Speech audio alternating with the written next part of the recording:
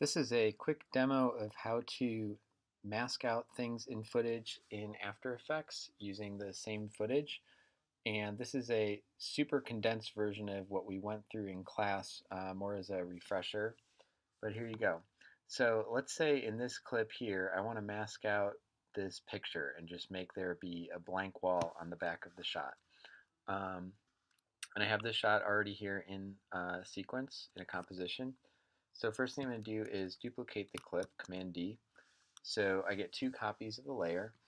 And now what I'm going to do is I'm going to look on this clip and find some part of it that looks similar to what should be in the place that I want to mask out. So in this case, I want something that looks like an empty section of wall. So I have some sections over here and here and here. And I'm going to try to use this little piece here because it has some of the same lighting on it already with the kind of shadow and glow emanating from the tree kind of coming across at a diagonal here that will match up with this pretty well.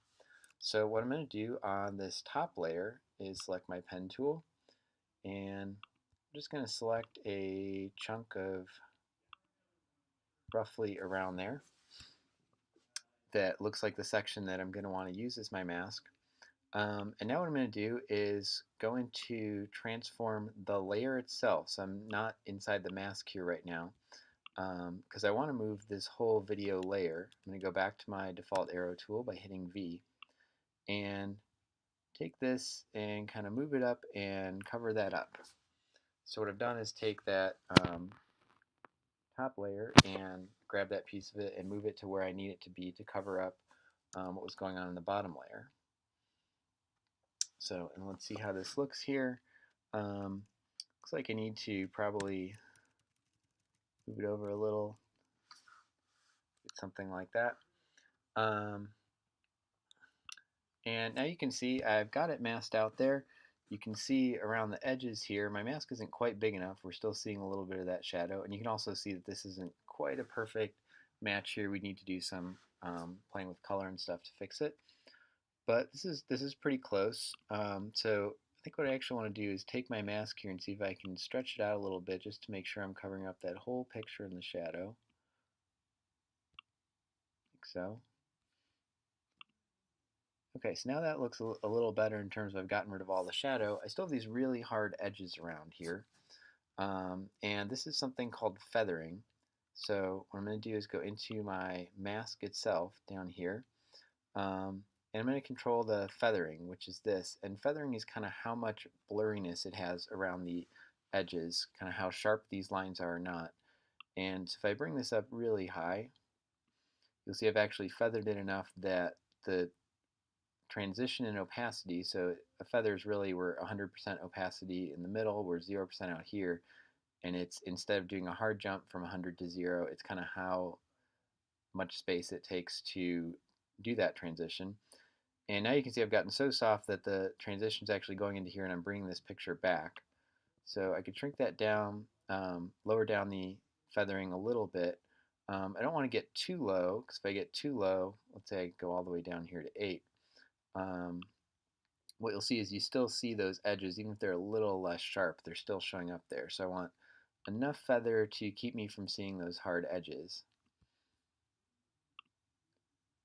And okay, so that's looking a little bit better.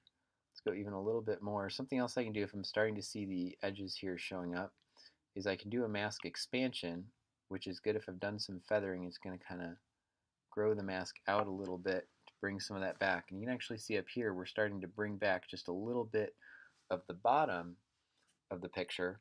If you remember, the piece of video I grabbed was from down here, and we scooted it up. So I had a mask down here, and as I started to expand it upward, we're starting to catch the very bottom edge of this in the masking layer. So maybe we'll back off that expansion just a little bit.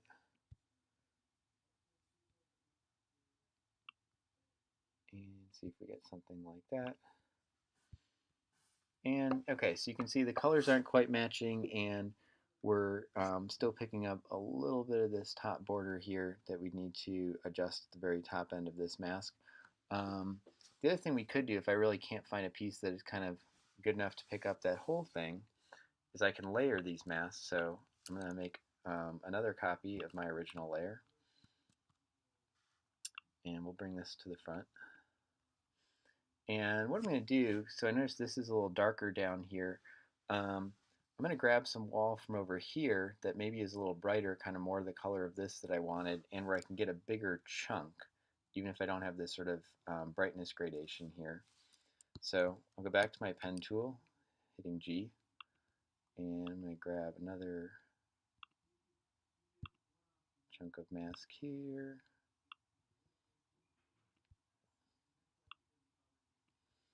Okay, and then I'm going to do the same thing I did before. I'm going to go into my transform and actually move this entire layer over a little bit.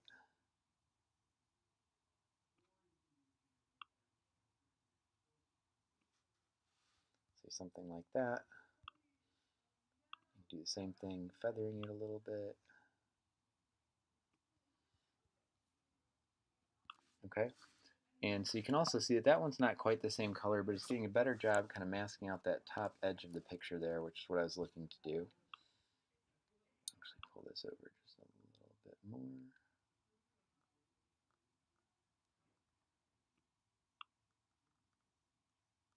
Like that.